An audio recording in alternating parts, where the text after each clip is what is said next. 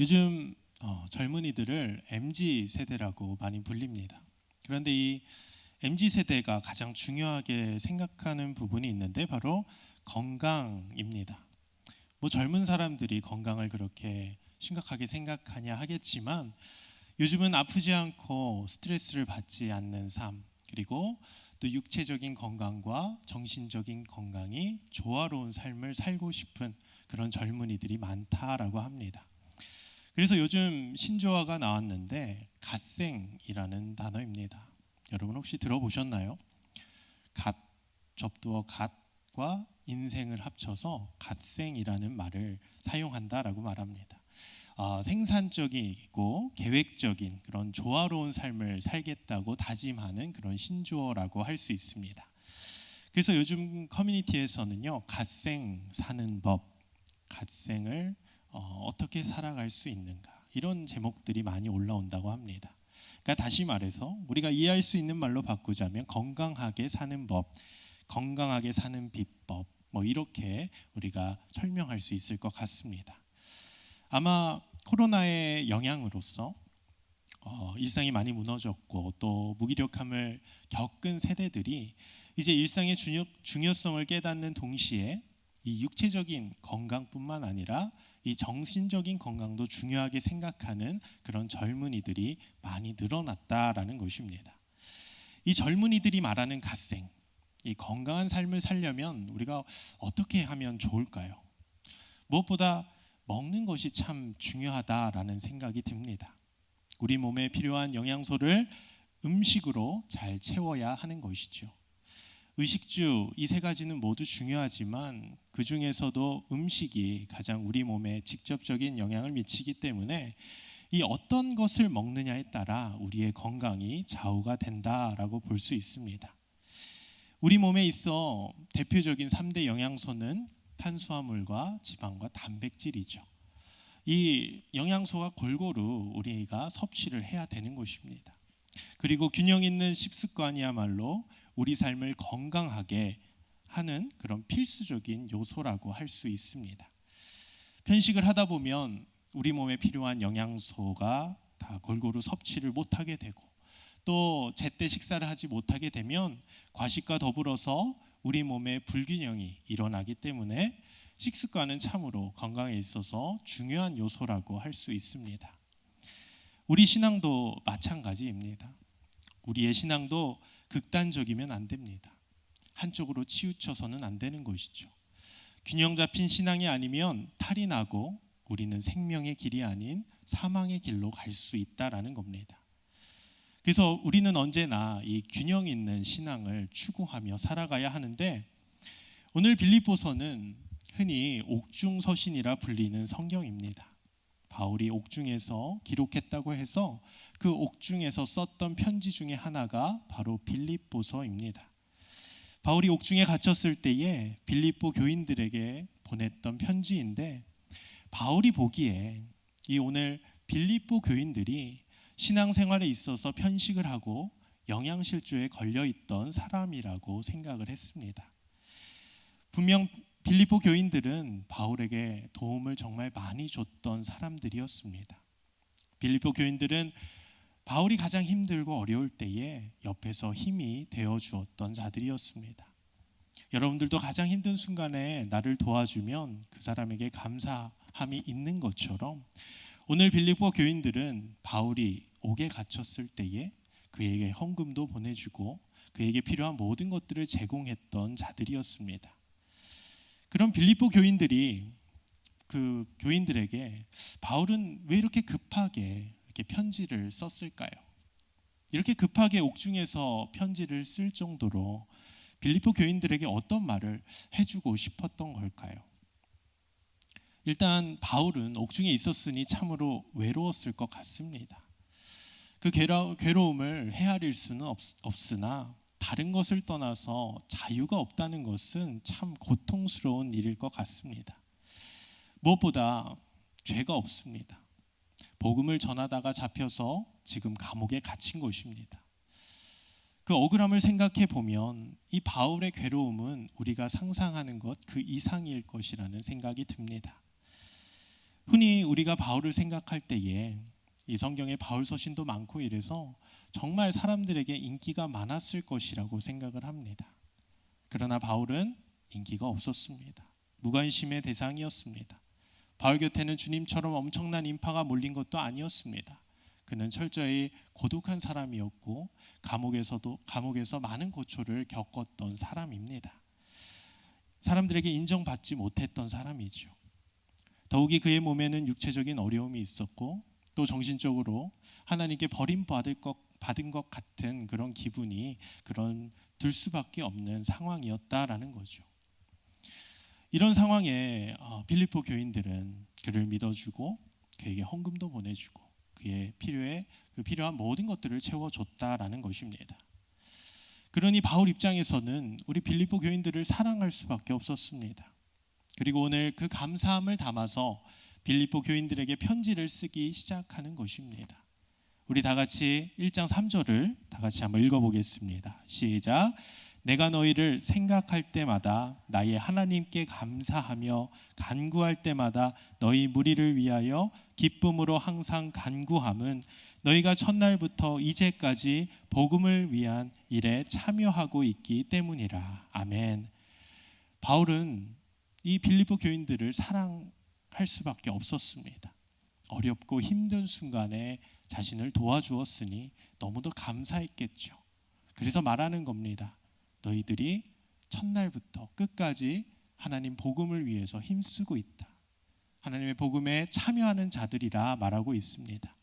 그리고 그 감사함을 하나님께 올려드렸습니다. 만약 빌립보 교인들마저 바울을 외면했다면 아마 바울은 감옥 속에서 절망하고 낙담할 수밖에 없었을 겁니다. 아무도 자신을 도와주지 않는다는 생각에 고통스러울 수도 있었고 감옥 속에서 그렇게 쓸쓸히 그렇게 죽어가야 되는 생각에 낙담하고 있었을지도 모릅니다. 그러나 빌립보는 그 바울을 기억하였고 바울을 도와주어서 하나님 나라의 복음에 그런 동참하는 모습을 보여주고 있는 것이죠. 그러나 에바브로 디도에게 빌립보 소식을 들은 바울은 심각해졌습니다. 그토록 사랑하는 그 빌립보 교인들이 신앙적으로 편식을 하고 있었다는 거죠. 부조화로운 그런 신앙생활을 하고 있었기에 바울은 괴로움에 지금 편지를 쓰고 있던 것입니다. 무엇보다 빌립보 교인들에게 가장 큰 문제는 주님을 향한 기쁨이 없었다라는 거죠. 크리스찬으로서의 기쁨보다는 오히려 그들은 로마 시민으로서의 자부심 그리고 그 특권을 영광으로 여겼다라는 것입니다. 도대체 로마 시민권이 뭔데 그토록 그렇게 기뻐하고 자부심을 갖고 있었을까요? 이것은 그 당시 시대 배경을 좀 알아야 되는데 그 당시에 로마는 빌립보를 로마의 특별 식민지로 제정을 했습니다. 그 당시 빌립보는 아주 중요한 군사 요충지였습니다. 그렇게 거기에 수많은 로마 군사들을 거주시켜 놓았던 것이죠. 빌립보가 아주 중요한 군사적인 요충지였기 때문에 이제 그 빌립보 교인들, 그 빌립보 사람들에게도 로마 시민들과 똑같은 지위와 권위를 주었던 것입니다. 로마 특권이 얼마나 대단하겠냐라고 생각할지 모르겠지만 로마 시민이 되면 일단 개인 재산을 소유할 수 있었습니다. 식민지라서 개인 재산을 소유할 수 없었는데 빌립보 사람들은 로마 시민으로 개인 재산을 소유할 수 있게 된 것입니다. 또 인두세와 토지세를 감면받을 수 있었습니다. 이렇게 빌립보 사람들은 아주 돈이 많아지게 되고 돈으로 인해서 점점 그 지위가 높아지게 되었던 것입니다.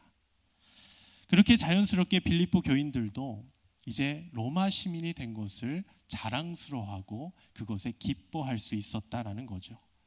그래서 그들은 자신이 크리스찬이라는 그 사실, 그 기쁨보다 세상 속에서 인정받는 그 로마 시민으로서의 자부심이 더 크게 된 것입니다.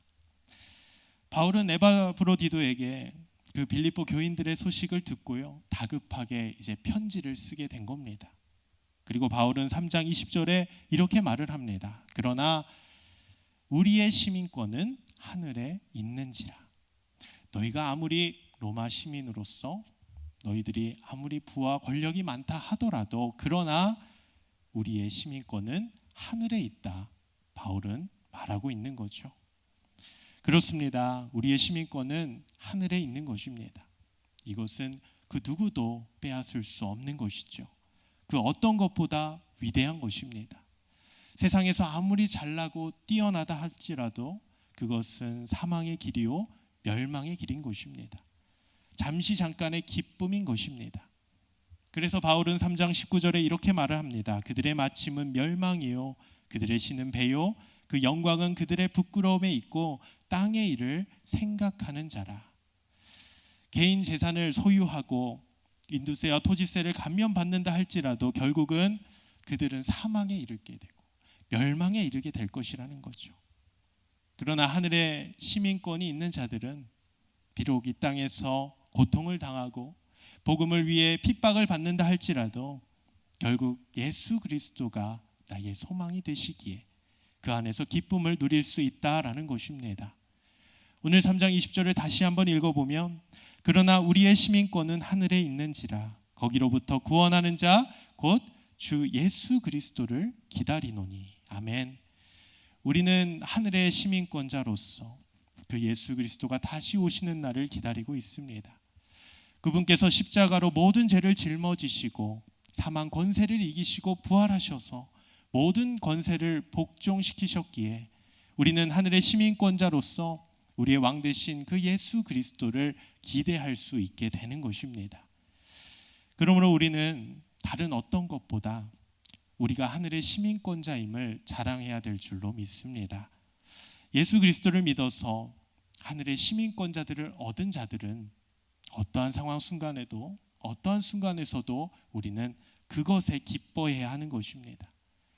우리가 구원받은 백성으로서 주님이 우리를 위해 피 흘려 십자가에 돌아가셨음을 기억하고 거기에 감사하며 날마다 그 구원의 기쁨에 감격하며 나아가야 한다라는 겁니다. 흔히 빌립보서를 기쁨의 서신이라 부릅니다. 바울은 왜 그 우겨쌈을 당한 상황 속에서 그 한 줄기 소망의 빛이 없는 그 감옥 속에서 기뻐할 수 있었을까? 그는 예수 그리스도를 소유한 자였기 때문입니다. 예수 그리스도를 마음속에 품고 있었기 때문입니다. 그분만이 나의 소망이 되시기 때문에 바울은 복음을 위해 갇혀있는 그 순간에도 빌립보 교인들을 먼저 생각하고 하나님 나라를 확장하는 일에 힘써 일할 수 있었다라는 것입니다. 우리 또한 이 예수 그리스도를 마음에 품어 온전히 예수 그리스도만으로 기뻐하고 하늘의 시민권자가 되기를 예수 그리스도의 이름으로 소망합니다. 그렇다면 우리가 하늘의 시민권자의 특징이 뭐가 있을까요? 오늘 말씀을 통해서 잠시 세 가지로 나눠볼까 합니다. 첫 번째로 하늘 시민권자들의 특징은 예수 그리스도의 심장으로 다른 사람을 사랑하는 자들입니다. 8절 우리 다 같이 한번 읽어보도록 하겠습니다. 1장 8절입니다. 시작. 내가 예수 그리스도의 심장으로 너희 무리를 얼마나 사모하는지 하나님이 내 증인이시니라. 아멘. 우리는 사랑하는 사람이 있으면 그 사람이 있는 곳에 가고 싶어 합니다. 내과 의사 출신인 한 목사님은 예수님의 십자가 사인에 대해 심장 파열이라고 주장합니다. 원래는 십자가형에 처해도 금방 죽지 않는다라고 합니다. 그래서 주님과 함께 달린 두 강도는 다리를 꺾어서 더 빨리 죽도록 한 것이죠. 그러나 주님은 금방 죽었으니 그것은 심장 파열로 인한 사망이라고 주장은 하는 목사님이 계십니다. 그 이유는 평소에 주님은 다른 형제나 자매들을 위해서 정말 심장이 멎도록 기도하셨기 때문이라고 말하죠. 땀이 피처럼 떨어질 정도로 기도했다는 것이 짐작이 되지는 않지만 그 기도는 정말 땀이 피가 되도록 했던 그런 기도였다라는 것이죠. 심지어 이 기도는 왜 했습니까?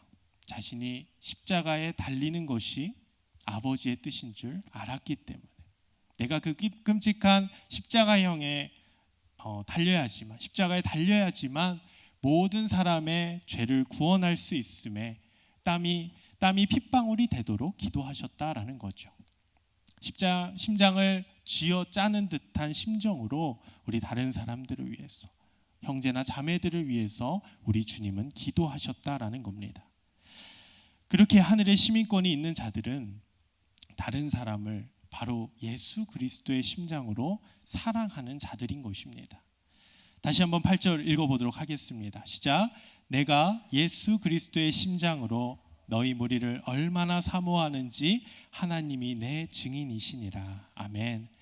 바울은 이 예수 그리스도의 심장으로 다른 사람들을 사랑했습니다. 여러분은 다른 사람을 사랑하는 게 쉬우신가요? 쉽지 않으시죠? 참 어려운 일입니다. 내 마음에 맞는 사람은 흔치 않죠. 나와 결이 맞는 사람은 흔치 않는 것입니다. 심지어 내가 싫어하는 사람이 모두가 손가락질을 하는 사람이라면 그 사람은 더더욱 싫어지는 겁니다. 그 사람을 사랑하기는 정말 불가능에 가깝습니다. 그러나 우리가 기억해야 할 것은 우리는 모두 다 죄인이라는 겁니다. 누구도 율법 앞에서 당당한 자들은 없는 것이죠. 모두가 다 태어나면서부터 다 죄인이고요. 우리에게 선을 행할 능력이 없는 것입니다. 모두가 다 죄인이기 때문에 그렇기에 우리는 예수 그리스도의 심장으로 다른 사람을 사랑해야 될 줄로 믿습니다. 주님이 나 같은 죄인을 사랑하신 것처럼, 나 같은 죄인을 위해 십자가에 달려 돌아가신 것처럼 우리 또한 다른 사람을 예수 그리스도의 심장을 가지고 사랑해야 하는 것이죠. 우리 모두 하늘의 시민권자로서 다른 사람을 예수 그리스도의 심장으로 사랑하길 소망합니다. 쉽지 않습니다. 어렵습니다. 그러나 죽기까지 나를 사랑하신 그 예수 그리스도의 은혜를 기억하며 날마다 내 주변 사람들, 특히나 교회 안의 지체들을 정말 예수 그리스도의 심장으로 사랑하는 우리 모두가 되길 소망합니다. 두 번째로 하늘의 시민권자들은 말씀의 지혜를 사모해야 한다라는 것입니다. 우리 9절 같이 한번 읽어보겠습니다. 시작. 내가 기도하노라 너희 사랑을 지식과 모든 총명으로 점점 더 풍성하게 하사. 아멘. 빌립보 교인들은 분명 복음을 향한 열정이 있었습니다. 그렇게 감옥에 갇힌 바울을 잊지 않고 그 바울을 끝까지 챙긴 사람들이었습니다. 그러나 그들은 그 열정만큼이나 성경적인 지식은 부족했습니다. 분명 빌립보 교인들은 열정이 있었으나, 국률도 있었으나, 또 사람들을 도우려고 하는 그 마음도 있었으나, 그러나 성경적인 지식이 부족했다라는 것이죠. 그 안에 말씀의 뿌리가 없으니 끝까지 예수 그리스도의 심장을 가질 수도 없었다라는 것입니다. 아이들을 보면, 고등부 아이들을 보면 참 초신자는 열정이 참 뛰어납니다. 그 열정을 막을 수 없습니다. 교회를 향한 열심이 무척이나 강합니다. 그러나 그 열정만으로는 안 되는 겁니다. 그 열정은 오래가지 못하는 것이죠. 불쏘시개가 화력은 좋지만 오래가지 못하는 것처럼 초반에는 화력이 좋아서 모든 것을 불사를 것 같지만 금방 사그러지는 것이 불쏘시개인 것처럼 오늘 우리 신앙도 마찬가지라는 겁니다. 열정만 가지고는 할 수 없는 것입니다. 지식이 없이, 말씀이 없이 열정만 가지고서는 그 예수 그리스도의 사랑을 끝까지 바라볼 수가 없게 된다라는 거죠. 그래서 사도 바울은 9절에서 너희 사랑을 지식과 모든 총명으로 점점 더 풍성하게 하라 명합니다. 너희 사랑이 풍성한 것도 알겠고 너의 열정이 많은 것도 알겠는데 그 사랑과 열정을 지식과 모든 총명으로 더 풍성하게 하라라는 것이죠. 여기서 지식은 성경적인 지식을 말합니다. 바울은 율법으로는 죄를 깨닫는다라고 말합니다. 즉 구원은 진리를 아는 것에서부터 시작하는 것이죠. 그래서 바울은 로마서 10장 17절에서 믿음은 들음에서 나며 들음은 오직 그리스도 말씀에서 난다라고 말합니다. 즉 온전한 믿음은 그리스도의 말씀에서 오직 이 성경을 통해서만 알 수 있다라는 것이죠. 그리스도의 사랑과 복음을 알려면 이 그리스도를 설명하는 이 말씀을 우리가 읽어야 되는 겁니다. 그러나 이것을 머리로만 알아서는 안 되는 겁니다. 안다면 실천까지 나아가야 된다라는 거죠. 히브리인들에게 있어서 이 안다라는 개념은 실천까지를 의미하는 것입니다. 그래서 오늘 사도 바울 또한 이 지식과 모든 총명으로 그 풍성함을 더하라고 말합니다. 여기서 총명은 원어로 보면 감지하다, 파악하다라는 의미입니다. 진리를 감지하고 파악했다면 이제 그 지식을 일상에 적용해야 한다라는 거죠. 단순히 머리로만 아는 것이 아니라 이젠 삶까지 그 말씀을 실천하는 것입니다. 실천까지 해야 우리는 하나님의 말씀을 온전히 믿을 수 있게 된다라는 거죠. 사랑하는 성도 여러분, 우리에게 중요한 것은 무엇입니까? 바로 이 말씀입니다. 이 하나님의 말씀입니다. 우리가 이 진리 위에 든든히 서 있어야 하는 것입니다. 진리 위에 우리의 신앙을 성장시켜 나가야 하는 것입니다. 우리가 아무리 열심히 있다 하더라도 그것으로는 부족합니다. 얼마 가지 못합니다. 지식이 없이, 그 말씀의 뿌리가 없이는 그 열정은 금방 사그러들게 됩니다. 요즘 핫한 것이 JMS 정명석이죠. 이렇게 이단 사이비가 왜 성행합니까? 바로 말씀이 없기 때문입니다. 지식이 없기 때문입니다. 성경을 왜곡해서 보기 때문입니다. 오직 능력은 이 말씀에서 나오는 것입니다. 말씀으로 시작하지 않으면 그것은 인간적인 생각이 되고 맙니다. 삶의 열매가 없게 됩니다. 그 안에는 우리의 욕심만 가득하게 되는 것이죠. 능력은 오직 하나님의 말씀에서 나오는 것입니다. 그래서 사도 바울은 오늘 10절에서 이렇게 부가 설명을 합니다. 우리 10절을 다 같이 한번 읽어보겠습니다. 시작. 너희로 지극히 선한 것을 분별하며 또 진실하여 허물 없이 그리스도의 날까지 이르고. 아멘. 이 지식과 총명으로 우리가 예수 그리스도를 더욱 알고 더욱 닮아가서 이제 지극히 선한 것을 분별하는 것입니다. 그리고 더 나아가 진실하여 허물이 없게 되는 것입니다. 잠시 잠깐이 아니라 예수 그리스도가 다시 오시는 그날까지 우리는 오직 예수 그리스도를 알고 그 예수 그리스도를 닮아가야 되는 것입니다. 우리는 예수 그리스도가 이 땅에 다시 오시는 그날까지 이 진리 위에 바로 서며 또 이 진리는 우리를 자유케 할 것이며 이 진리는 더욱 우리를 예수 그리스도에 가까이 나아가게 한다라는 것입니다. 바로 하늘의 시민권자들은 이 진리 위에 바로 선자들입니다. 말씀으로 예수 그리스도를 알고 말씀으로 그 예수 그리스도를 닮아가는 자들인 것이지요. 이 예수 그리스도만 따라 살아갈 때에 우리는 선한 것을 분별할 수 있습니다. 이 예수 그리스도만 따라갈 때에 우리는 진실하고 허물 없이 다른 사람을 예수 그리스도의 심장으로 사랑할 수 있는 것입니다.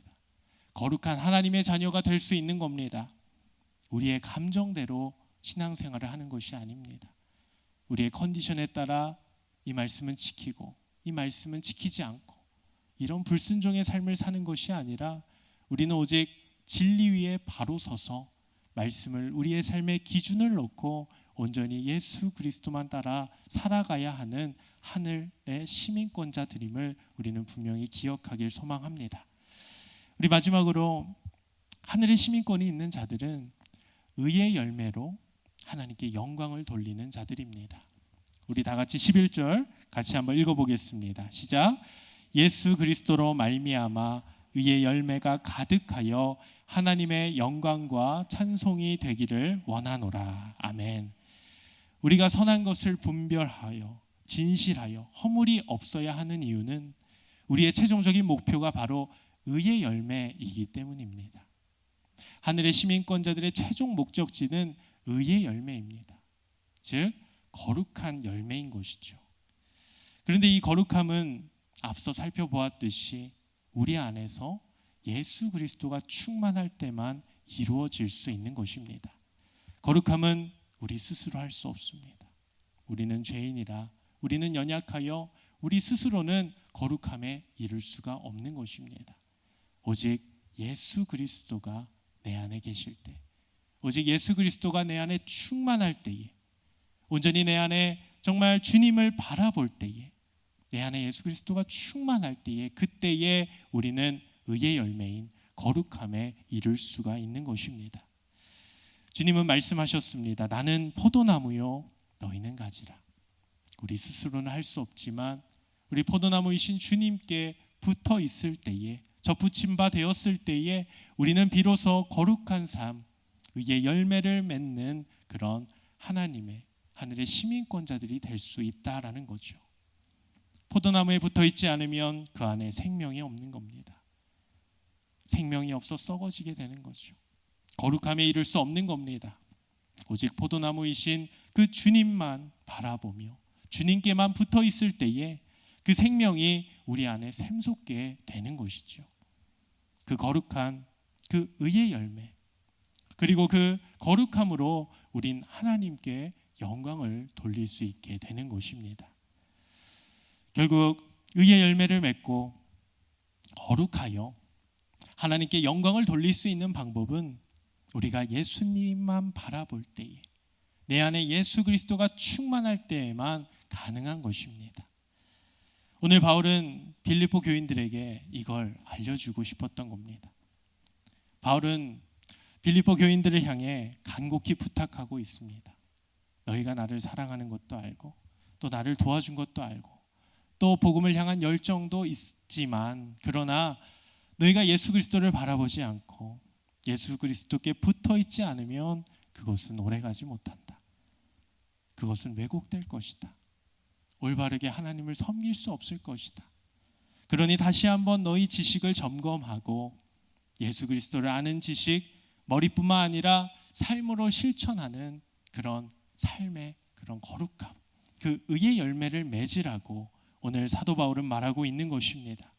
그 예수 그리스도를 닮아서 오직 진실하여 허물 없이 그리스도의 날까지 복음을 위해 힘쓰라고 사도 바울은 오늘 그 빌립보 교인들에게 명하고 있는 것입니다. 사랑하는 성도 여러분, 우리는 오직 예수 그리스도만 바라봐야 될 줄로 믿습니다. 다른 불순물이 내 안에 들어오면 그 불순물로 우리는 쉽게 더럽혀지게 됩니다.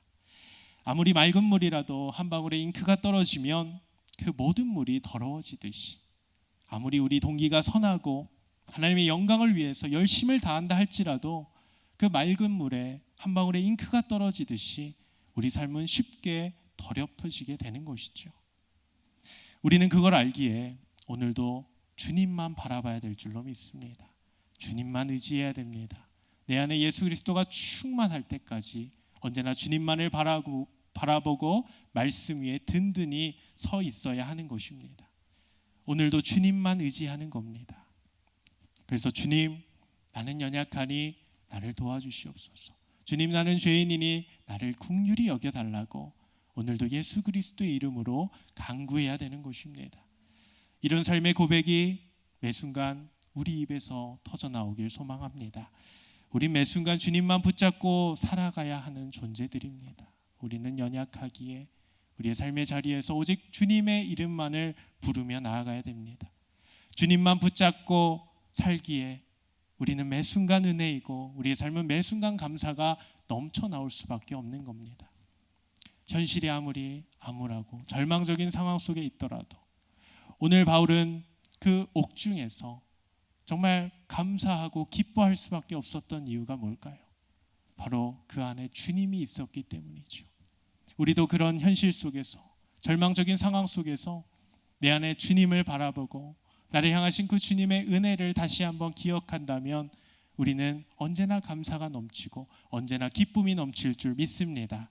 우리가 오늘 하늘의 시민권자로서 우리가 열정만 가지고 신앙생활을 하는 그런 편식하는 자들이 아닌 오직 말씀으로 충만하고 오직 예수 그리스도만을 붙들어서 우리 삶 가운데 의의 열매, 거룩한 열매를 맺는 우리 모두가 되기를 주님의 이름으로 축원합니다.